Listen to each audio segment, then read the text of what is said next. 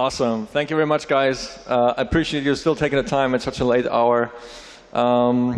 Actually, in one of what seems to be a bit perversion of German academia, I'm still trying to get my PhD in entrepreneurship business research. And one of the things that also Peter from Prezi mentioned is that in entrepreneurship, we use a theory called self-efficacy, which basically means, you should think about yourself. Am I be able to pull this off? And if I have a high level of that, I'm very likely to start a company. So that's very interesting for us as a research subject. Why do people become entrepreneurs? Are you born as an entrepreneur, or is that something that you can learn? And I think all of the speeches have been amazing so far. And this is very important for self-efficacy, that you see those idols, those shining knights in white armor who do amazing stuff, and you say, wow, I want to be like that.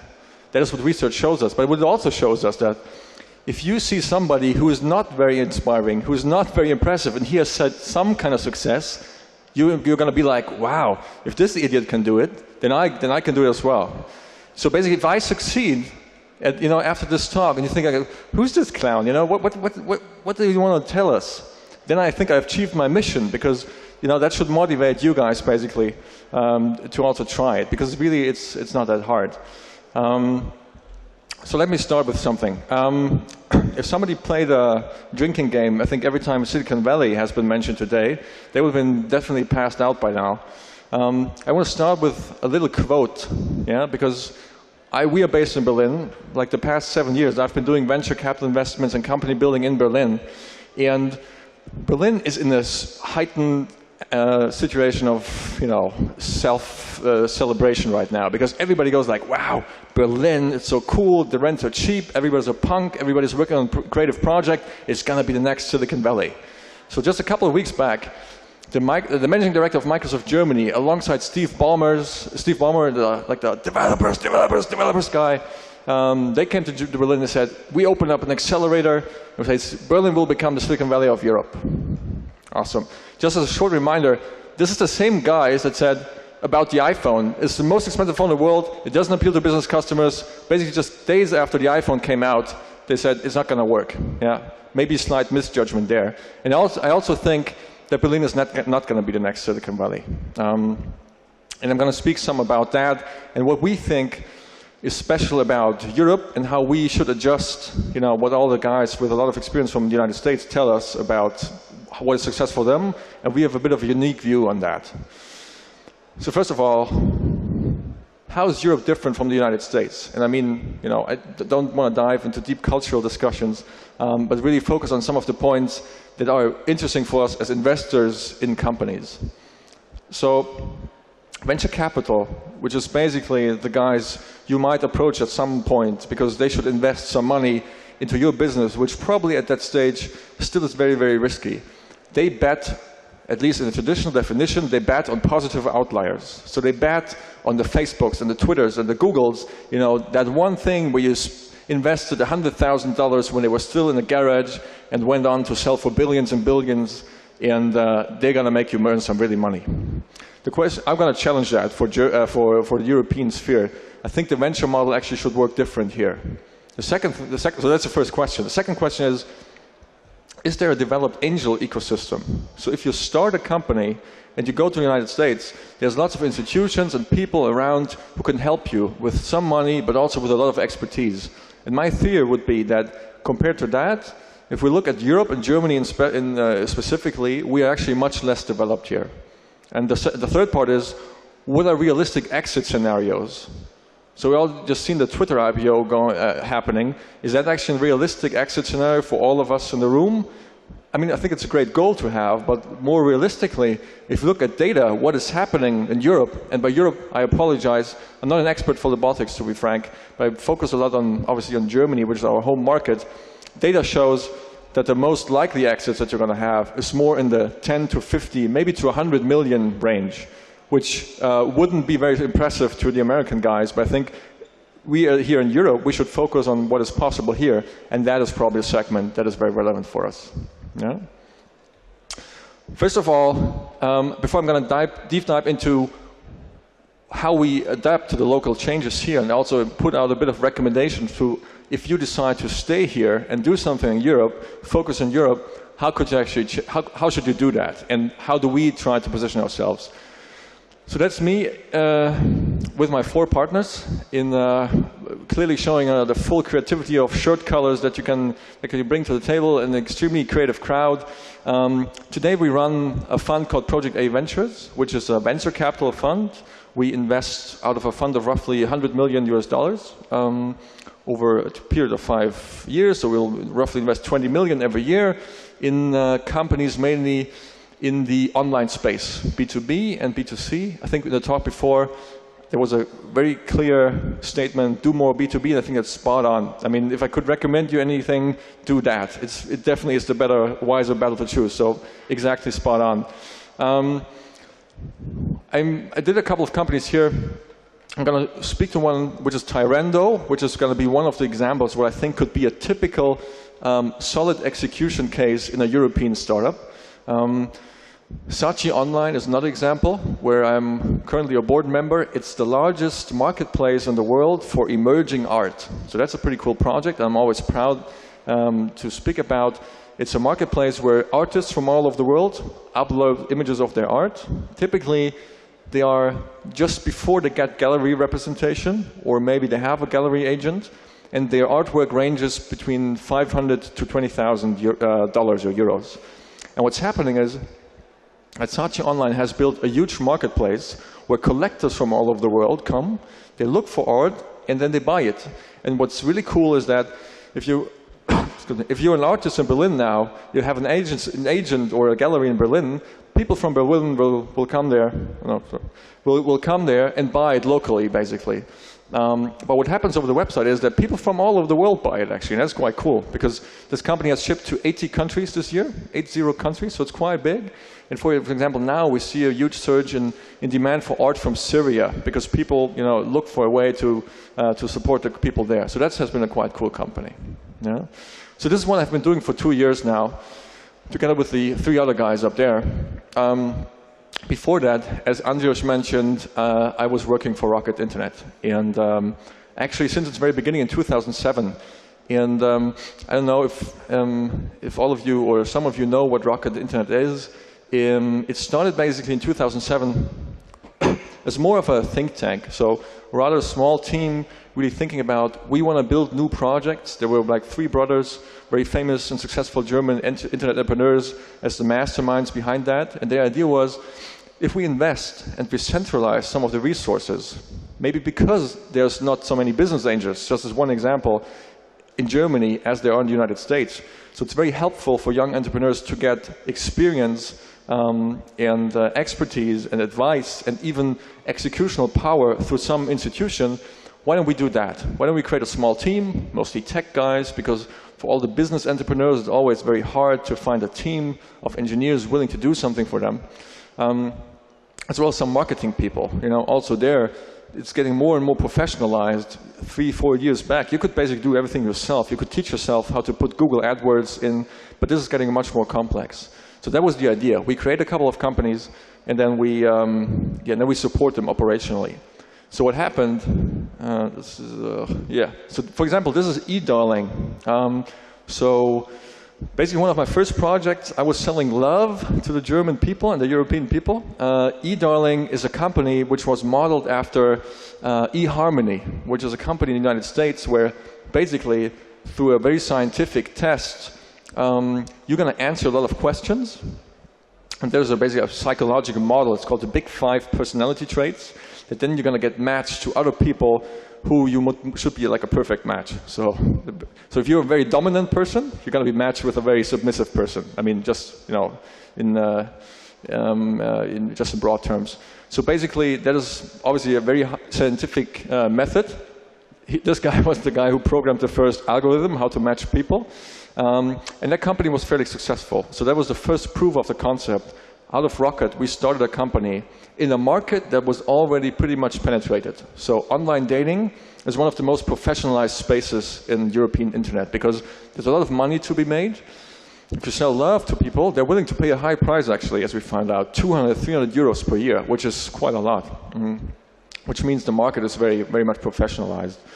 And we, through that providing the team with a lot of operational backup, marketing, engineering, business intelligence, customer relationship management, the company actually became very successful. So we did the next thing, which is Zalando. I don't know if you guys know Zalando, but now it's probably Europe's second largest e-commerce for fashion and shoes, second only to ASOS. So that started small as well, but it developed very nicely. And this year they're trying to do, it's 5 years old now, and this year they're trying to do 2 billion net sales, which is quite a lot. So in 5 years they grew to, I don't know, 5,000–6,000 people probably. So it's a pretty big operation. And both those companies were very important steps for Rocket, obviously in its development. And the third part then is Groupon. And that would happen in the beginning of 2010. I think Groupon was mentioned earlier.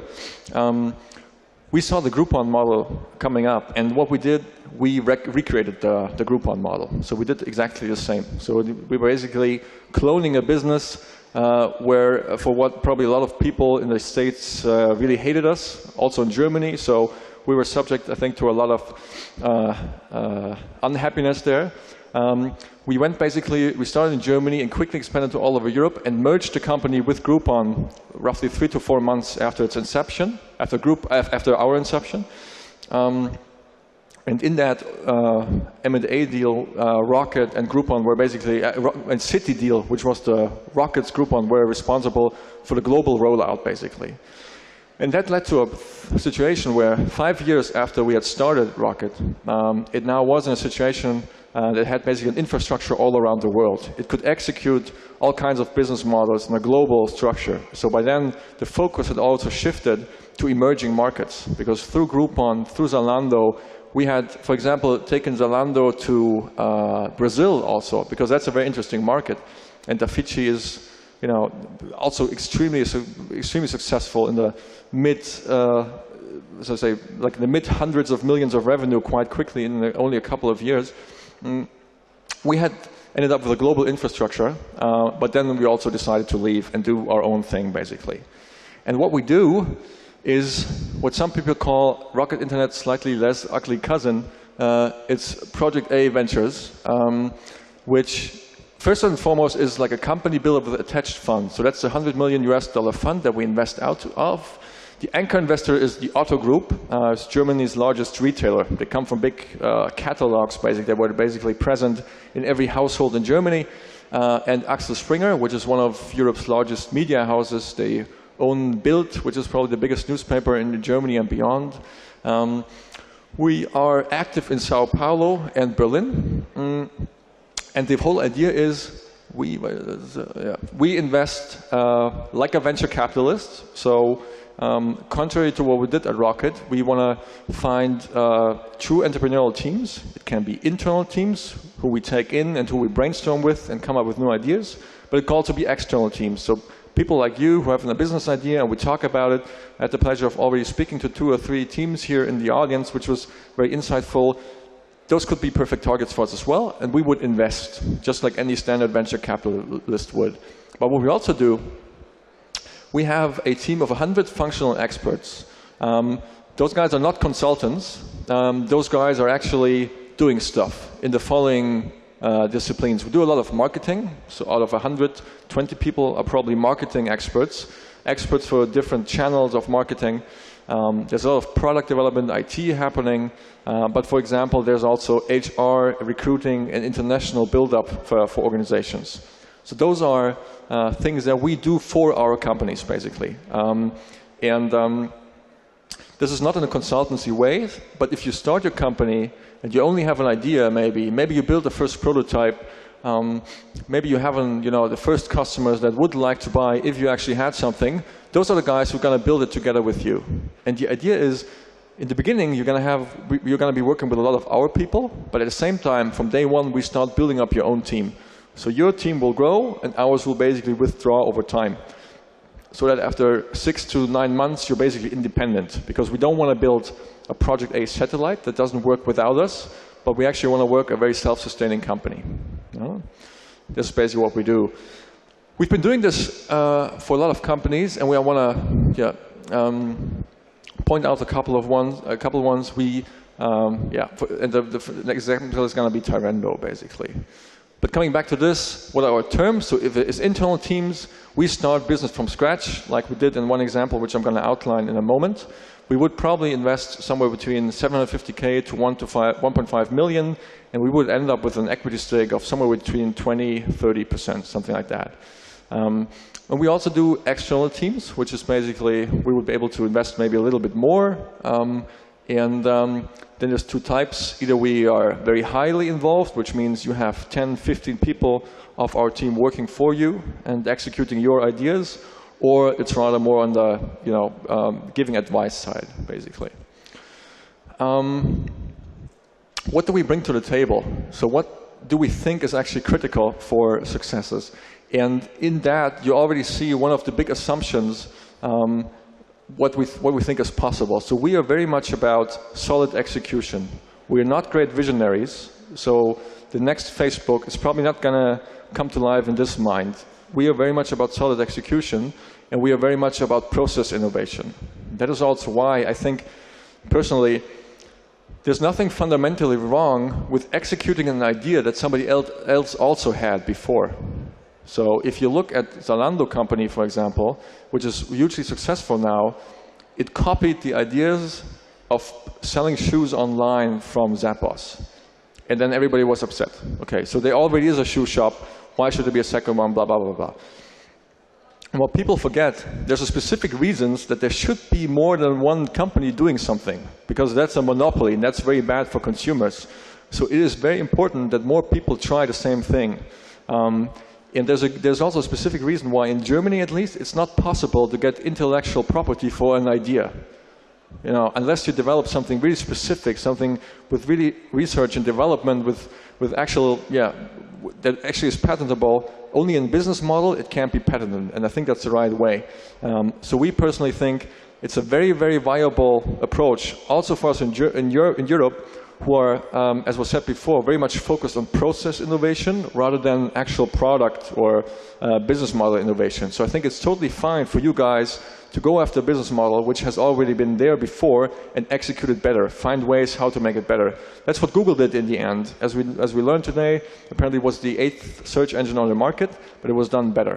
And what we bring to the table here is we have a strong history in e-commerce, so we try to give all our companies a common framework, which also scales a bit beyond Magento, which was also mentioned earlier. We have a lot of expertise in global marketing, so the marketing teams that have built companies like Groupon and Zalando and eDarling, they coincidentally also now work in parts with us, so they would be also at your disposal. We do a lot of business intelligence and analytics. That is one very important aspect for us always. Even for the smallest companies, we invested a lot of our own fund into creating a top-of-the-art, best-in-class BI solution, which we're basically going to give you for free if you start a company with us. So if we invest 300K into your company, we're going to give you a data warehouse worth $500,000 basically on top, because we think it's so important to scale quickly that you're actually going to know what's going on.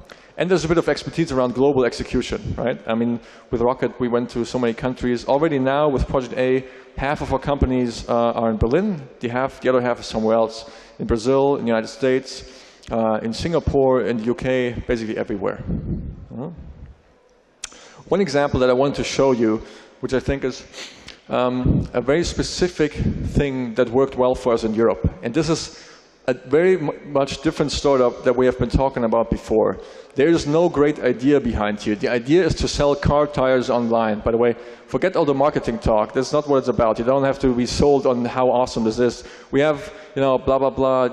You can buy tires online for attractive prices. You get fast delivery and so on. But that's not what it's about. It was basically an idea that was already been there before. It's just a shop, so it's nothing specific. It's nothing spectacular. But we think in a lot of European startups, we see a lot of actual entrepreneurial success happening in Europe. And again, I apologize, this is not very visionary, this is not the Steve Jobs of the world, but this is just very solid execution, which we think is actually quite valuable. So what happened? As the very first project that we did, we looked at different markets and we thought one of the most sexy products we can think of, obviously car tires, right? We were looking at the market, a lot of players already in the market, but nobody really did it well. So the websites were crappy. You could see, this looked like I had built it 10 years ago with Microsoft Front Page. There has to be a better way, you know. So we tried to, bring this to a new market. With this guy is, I don't know if you know him, is Sebastian Vettel, German guy, 3 or 4 times Formula 1 world champion. He's going to be the testimonial, create a nice website, and do some heavy push on marketing. That basically was the whole idea of what we did. How did that go? Just to give you an example, what execution can do. So in the beginning of 2012, we launched Tyrendo in Germany, and quite quickly it became clear to us, if we want to be successful, one of the core strengths of European startups often is internationalization, going to international markets. If you're in the United States, you're sitting on a huge market, there's no real point in going to, you always concentrate on the US. It's most likely that you haven't reached your level of saturation yet. If you're in countries like that, it goes much quicker.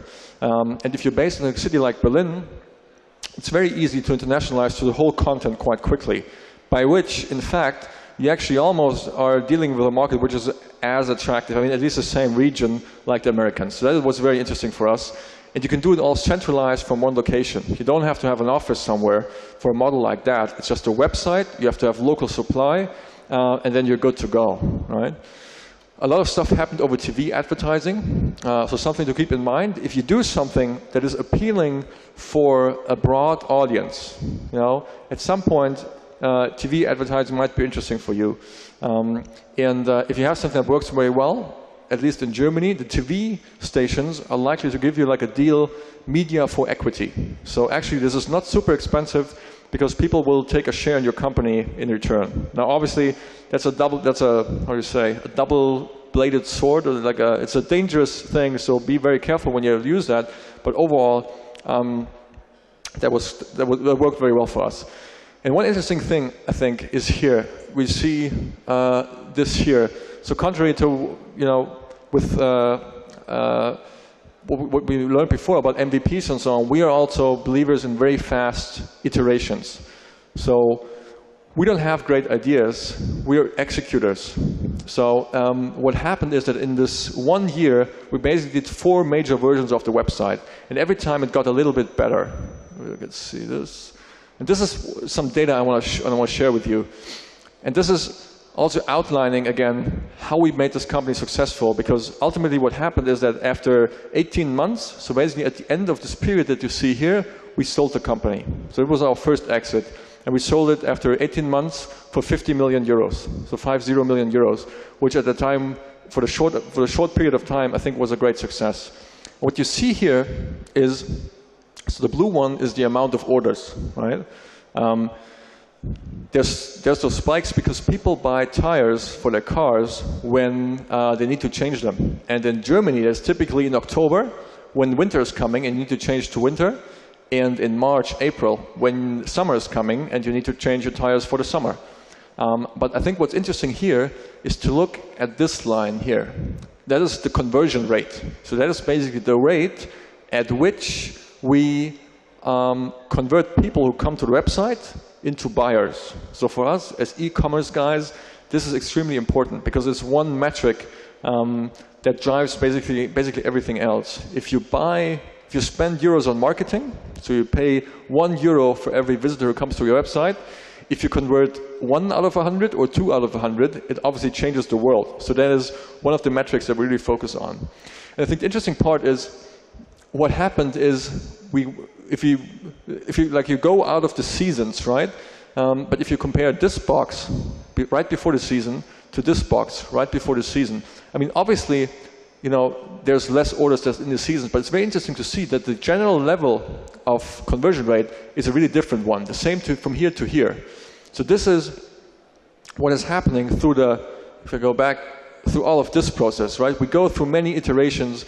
Every day we change something. So we are focusing on much more about the process, creating a process that allows you to iterate fast and to develop fast. We probably take 20 decisions every week, and 19 of them are wrong. But the important thing is to decide something quickly, and then execute, and then test and measure. So this is what we're doing a lot. And unfortunately, I would tell you, so this is the secret of success, and this is the one idea that we had, the genius idea. We understood how people buy tires online, but that didn't happen. What happens really is that we just improved day by day, and this is basically what's visualized here. And that is the whole magic behind that business model. Yeah. So what's the so what? In the beginning, I asked a couple of questions about the American market and how things are different. We think that here in Europe, and don't take me wrong, you know, I'd like you to walk out of here inspired by the amazing success that we've been demonstrated from the States. This is our view of the world, which is obviously only a tiny part of the world. I think it's perfectly legitimate to reach for the stars. But we would like to show you a segment that is, I think, most often overlooked, and that is really just more realistic. So, and by the way, when we walk around Berlin, Berlin is in a, as I mentioned, in a great phase right now. There's companies like SoundCloud that is doing amazingly well. There's a company called Sechs Wunderkinder that just attracted 30 million funding from Sequoia. So, and they are really great companies. But it leads to a situation where everybody thinks it's super hip to start a startup. So right now, everybody in Berlin is trying to do a startup. 4 years ago, there was no one, right? It was a different world. When we started in 2007 at Rocket, you weren't a cool kid when you were doing a rocket, you were just a nerd. It was still cool to go to consultancies and go banking, but startups, you know, you were probably like a geeky computer kid to do that. And now this has changed. Everybody's flocking to Berlin startups. Everybody wants to be the next Mark Zuckerberg. And if we openly communicate in an interview with the newspapers, so we think there's a sweet spot, 20, 30 million exit valuation, people say, wow, that's pretty small. And if we pause for a moment and think about that, so I'm telling you, by the way, if I tell my parents, so we built this car tire company, and within 18 months, we sold it for 50 million, and she's like, are you kidding me? You know, I mean, my parents they have been teachers all their life. They have no connection to this world whatsoever. So and they can even understand how much money that is. And I think if we now in Berlin speak to people and they say like, what? Why aren't you building the next billion-dollar companies? Or we speak to investors, they only go like, we invest only in 1 billion opportunities. There isn't that many. If you look at the data, there's probably been 5, 6 or so within the last 10 years in Germany. Yeah? So it's a pretty ambitious goal. And going for 20 million to 100 million US dollar exit, which is not betting on the outlier, which is not betting on the one company that's going to finance your whole fund, but it's betting on the good idea with a great team and the perfect execution, right? It's not the genius idea, it's the simple idea that you can execute very well. I think that's ambitious enough, yeah? I think also one important thing, overall exits and valuations are lower here. It's harder to raise capital. It's not easy in the States either, but it's harder here probably on a very good valuation. So get access to experience to help. You know, it could be business angels, could be early investors, could be anything, you know, but get access to help. It doesn't matter how you get access to that help. You know, I'm not telling you, by the way, project A, wow, it's amazing, you know, you come with us, done deal. Just find some way of accessing it, yeah? And, as I mentioned before, there's no shame in executing someone else's idea. I'd like to be a guy, you know, who goes like, oh, so in 10 years, everybody will have flying skateboards. So in 5 years, everybody should have. So today we should do that because that's right on the visionary path, and you know, we're going to shape the future. I sell love and tires. It's not exactly what the mankind, you know, is dreaming of, but it fulfills basic needs: love, shoes, and car tires. And there's absolutely no shame in executing someone else's idea. An idea itself is worth nothing. So yeah, I feel pretty bad because now we've been inspired all day by these amazing visionaries, and now I tell you, by the way, it's also fine to just create a next shoe shop online. But actually, that's reality. And if you want to discuss, you know, some of the basic some of the basic ideas, also happy to do that. By the way, just on a side note, we also do take investments that are a bit more risky. We also like to try out stuff. We do B2B. We invested in this art marketplace that nobody knew if it's going to fly. We just invested in some security tech company, so we also do that. But I just wanted to make a case for the traditional European sweet spot as well. Probably a bit different, but hopefully also helpful for you guys. If I can do anything for you, feel free to get in touch, drop me an email, or tweet me. I'm always happy to help in any way. And that's kind of it. Thank you very much. Thank you.